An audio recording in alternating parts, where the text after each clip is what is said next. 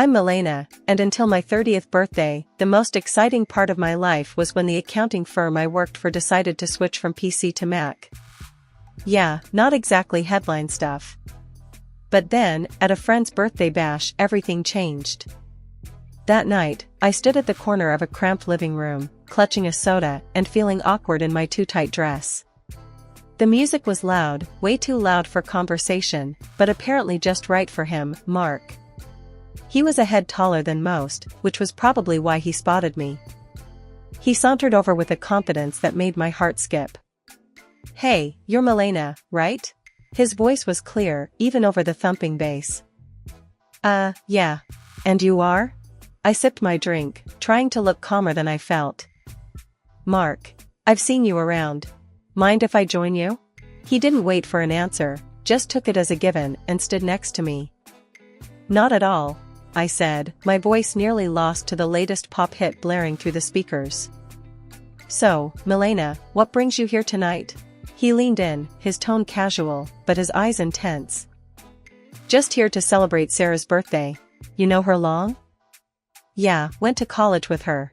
She keeps inviting me to these things." He shrugged. "Can't say no, can I?"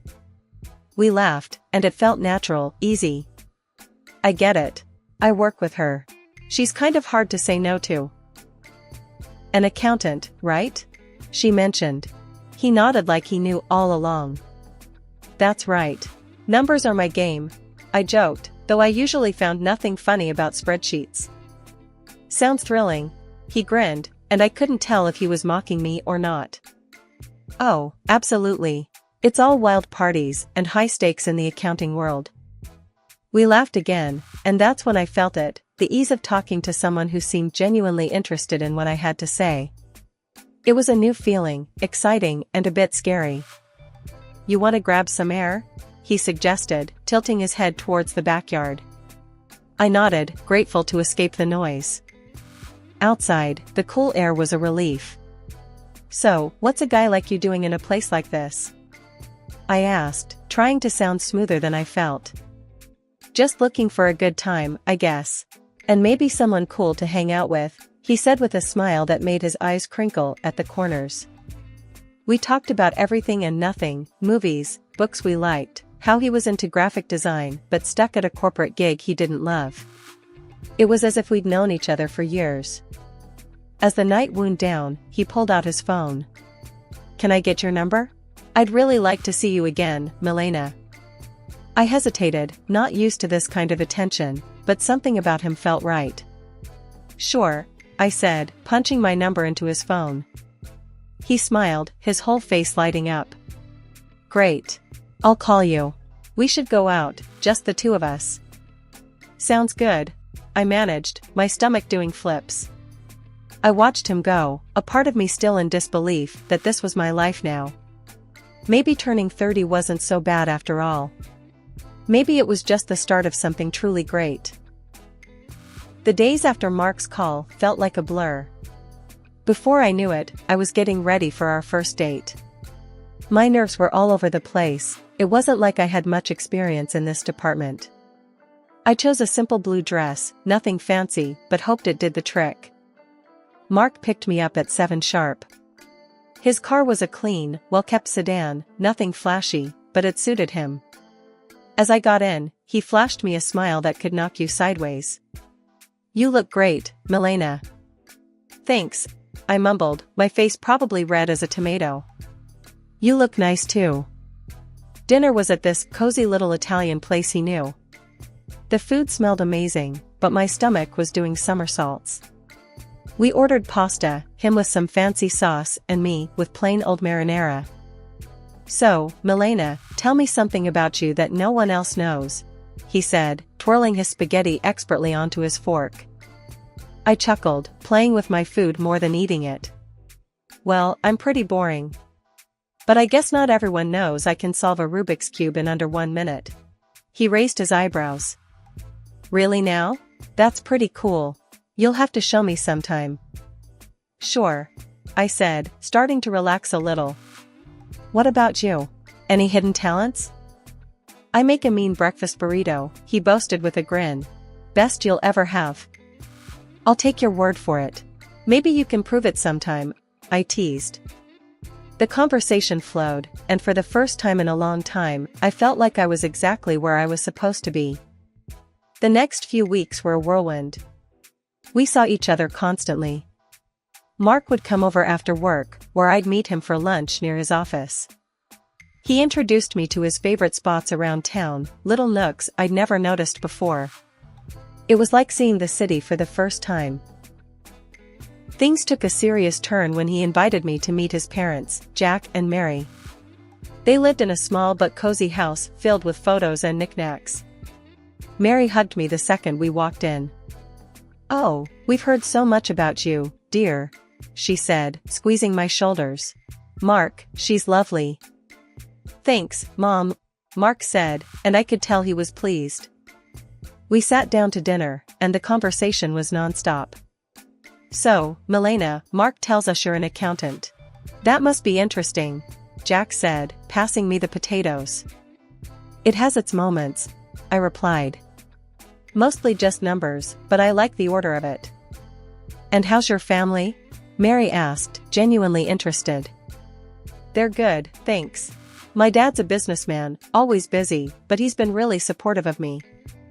It was all happening fast, sure, but it felt right.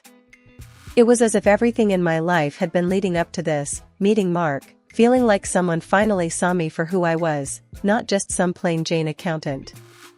One evening, a few months into our whirlwind romance, we were walking along the riverbank. The city lights reflected off the water, and it was pretty, in a postcard kind of way. "Milena, I've been thinking," he started, stopping and facing me. "Yeah?" I asked, my heart starting to race. "I don't want to wait any longer. I know this is fast, but, will you marry me?" Just like that, my world changed. No hesitation, no doubt, just a simple yes, Mark. I'll marry you. The whirlwind didn't stop there. Soon after, I introduced Mark to my father. He took to Mark immediately, appreciating his straightforward manner and obvious affection for me. "He's a good man, Milena," Dad said, giving his approval, which meant the world to me. So, we got married. It was a modest wedding, nothing too extravagant, but it was perfect for us. I even found myself loving the way I looked in my wedding dress, something I'd never imagined. Smiling wide, I posted photos on my social media, sharing my joy with friends and family. After the wedding, life didn't slow down, it picked up pace. Mark and I barely had time to savor our newlywed bliss, before he suggested something big. "Hey, Milena, I've been thinking," he said one evening as we unpacked another box of wedding gifts in our cramped apartment. "How about we move in with my folks?" I paused, a coffee mug in hand. "Live with your parents?" He nodded, looking serious. "Yeah, they're not getting any younger, and I'd feel better if we were around to help out. Plus, it would save us some money on rent." It made sense, I guess, but moving in with the in-laws? That was sitcom territory. "Are you sure they'd want us there all the time?" "Absolutely," he assured me. "Mom's been hinting about it ever since we got engaged. Come on, it'll be good." So, 2 weeks later, there we were, pulling up to his parents' house with our lives packed into a bunch of boxes. Mark's mom, Mary, was waving from the porch before we even got out of the car. "Oh, Milena, we're so thrilled to have you both here," she exclaimed, pulling me into a hug that was a bit too tight. Jack, Mark's dad, clapped him on the back. "Welcome home, son. And you too, Milena." The house was cozy, stuffed with furniture that looked like it belonged in a museum of the 1970s. I tried to keep a smile on my face, but I was already missing our little apartment. Mark sensed my hesitation. "It's gonna be great, you'll see," he whispered as we carried boxes inside. The first few days were an adjustment. Mary was constantly hovering, always popping into our room to ask if we needed anything. "Just making sure you're comfortable," she'd chirp, while I tried not to cringe at the invasion of privacy. One evening, we all sat down for dinner, Mark, me, Jack, and Mary. The conversation was painfully mundane until Mark dropped another bomb. "So, the house needs some major repairs," he announced casually between bites of meatloaf. I choked on my mashed potatoes. "Repairs?" "Yeah, the roof's a mess, and the plumbing's from the dark ages," he said. Jack nodded solemnly. "We were thinking," Mark continued, avoiding my gaze, "that maybe we could all chip in for the costs?" I glanced at Mary, who was suddenly very interested in her plate. "All of us?" "Well, I just got this pay cut at work," Mark muttered, "so I'm a bit strapped at the moment." There it was. I felt a knot form in my stomach. "I'll see what I can do," I managed to say, even though I wanted to say much more. Mary perked up, tears welling in her eyes. "Oh, Milena, that would be so helpful. You're such an angel." The next few weeks were a blur of contractors and repairs. I wrote checks and smiled through gritted teeth as Mary gushed about how wonderful the house was looking. Jack slapped me on the back. "You're really part of the family now, Milena." "Part of the family, sure. The part that pays for everything." One particularly grueling day, after yet another round of expensive decisions, I collapsed on our bed, exhausted. Mark came in and sat beside me. "Thanks for handling all this, Milena," he said, sounding almost sincere. "It's fine," I lied, staring at the ceiling. "Just didn't realize how much it would be." He squeezed my hand. "It'll all be worth it. This is for our future, right?" "Our future," I echoed, not quite sure whose future we were building anymore. As I lay there, listening to Mark's steady breathing, I couldn't help but wonder if moving in was the right decision. But there was no going back now. I was in this deep, and I had to see it through, whatever the cost. After the renovations, the house looked great, like something out of a magazine. Honestly, despite the financial strain, I felt a bit of pride looking around. We decided to throw a small dinner party to celebrate, just the four of us. That's when everything took an unexpected turn. We were in the middle of dinner, laughing and sharing stories, when Mary suddenly got quiet. The room felt heavy all of a sudden. She looked at Jack, then at us, and her eyes were teary. "We need to tell you both something important," she said, her voice shaky. Mark and I exchanged looks. "What's going on?" I asked, my stomach tightening. Jack took a deep breath. "The house, it's mortgaged. Heavily mortgaged. We owe $200,000, and the bank could take it away if we don't settle the debt in 2 months." My fork clattered to my plate. "What? You mean all the repairs we just paid for?"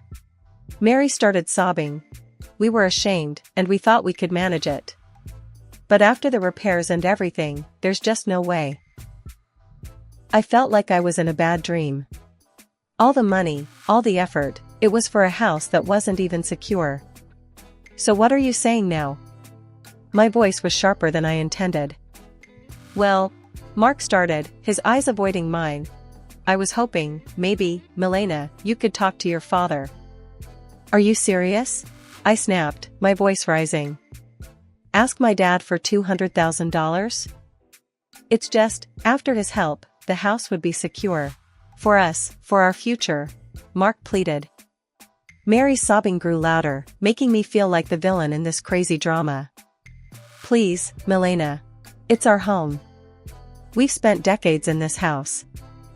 I was furious, but the tears and the pleading wore me down. I'll think about it," I finally muttered, feeling trapped.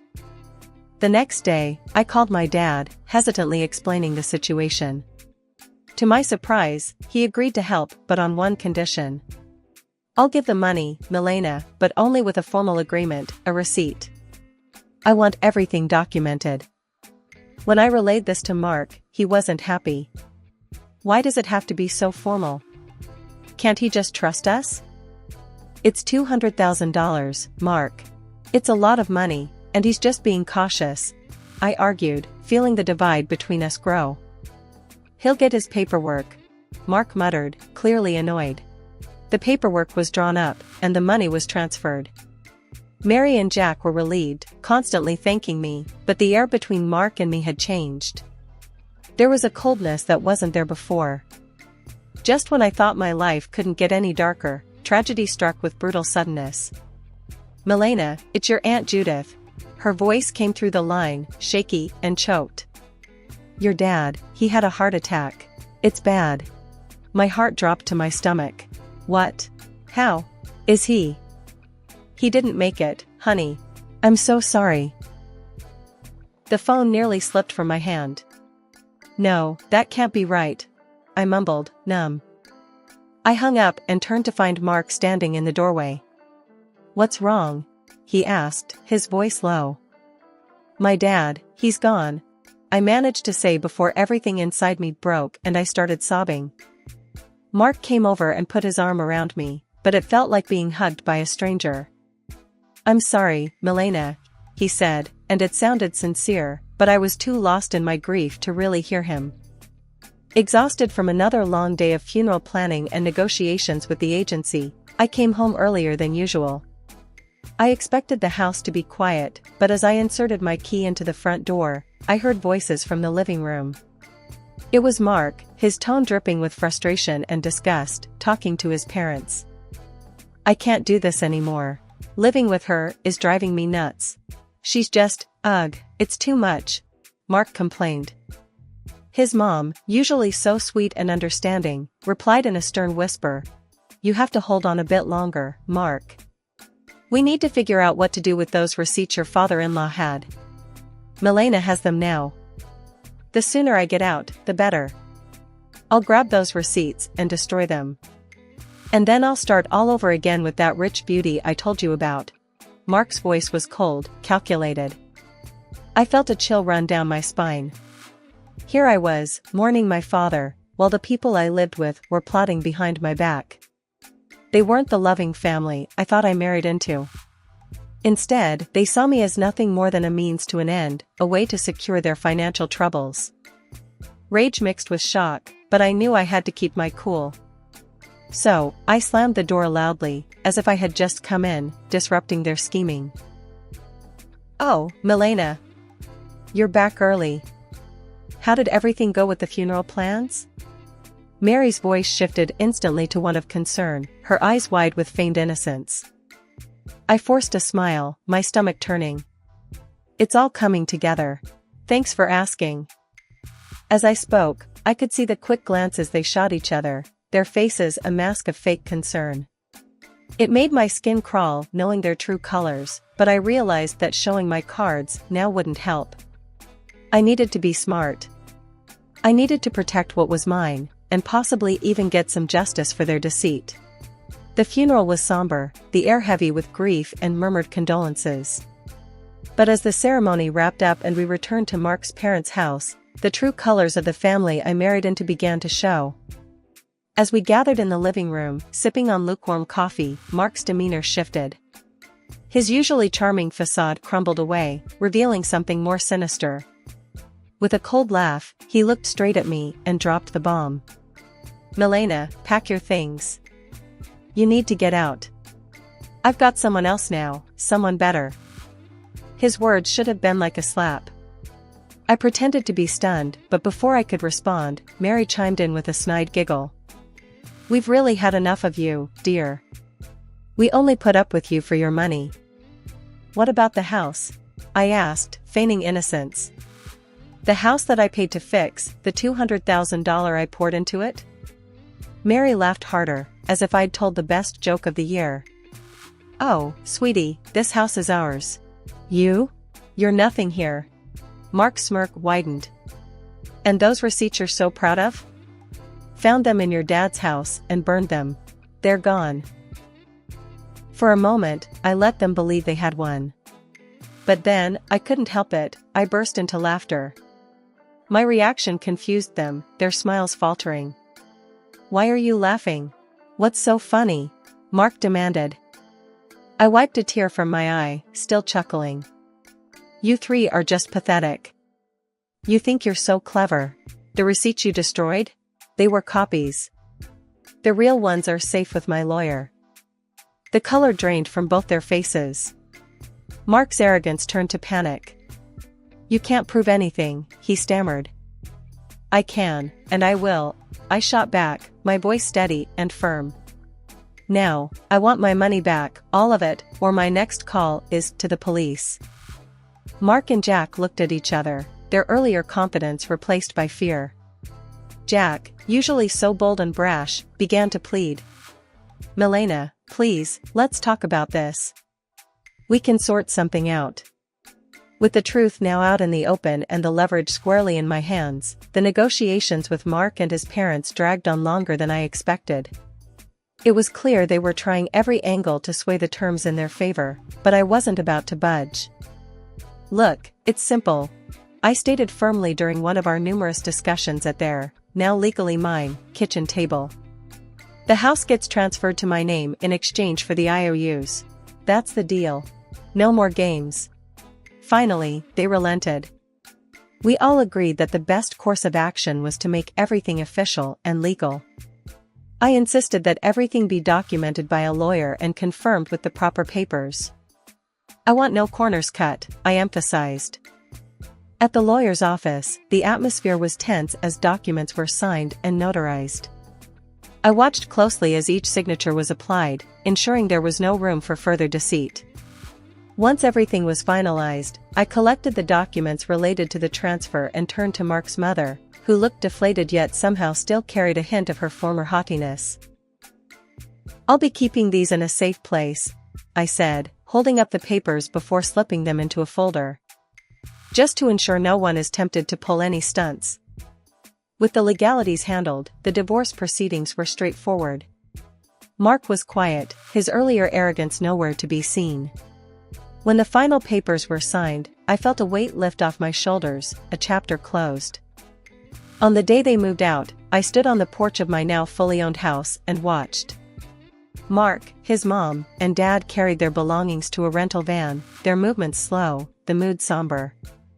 I couldn't help but feel a mix of satisfaction and sorrow. This wasn't how I imagined my marriage ending, but under the circumstances, it was the best possible outcome. After everything settled down and I began to enjoy my newfound peace, word got back to me through friends about Mark and his predicament. Apparently, the grass wasn't greener on the other side. His mistress had dumped him not long after our divorce. And his parents? They were now crammed into a tiny apartment, a stark downgrade from the comfortable house they once had. It seemed karma had caught up with them quicker than I expected. Despite their situation, they started reaching out to me, bombarding me with calls and messages, probably hoping to weasel their way back into my life, or at least my house. But I was done with their deceit. I blocked their numbers without a second thought and blacklisted them on all social media. It was liberating, cutting the final threads that connected us. One afternoon, as I was enjoying a quiet moment with a book in my living room, a knock came at my door. Peering through the peephole, I saw Mark standing there, a pathetic figure holding a bouquet of flowers. The audacity of it made me scoff. Opening the door, I couldn't help but laugh outright at the sight of him. "Really, Mark? Flowers?" He shuffled uncomfortably, the bouquet seeming to wilt along with his spirits. "Milena, I've realized so many things. I was wrong, terribly wrong. Remember when you told me I disgusted you?" I interrupted, leaning against the door frame, not bothering to hide my amusement at his discomfort.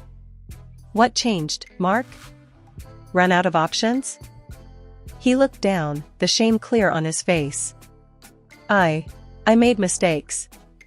But I'm here to make things right." I shook my head, almost feeling sorry for him. "Almost. You're not here to make things right, Mark. You're just desperate to get back to your comfortable life. But guess what? That life doesn't exist anymore. Not for you." His face fell, and he took a step back, as if my words were physical blows. "Milena, please. Save it," I cut him off sharply. "I want you to leave. Don't come back here. We're done. Forever." Mark stood there for a second longer, his hope visibly crumbling. Then, without another word, he turned and walked away, his shoulders hunched in defeat. Returning to my book, I smiled to myself.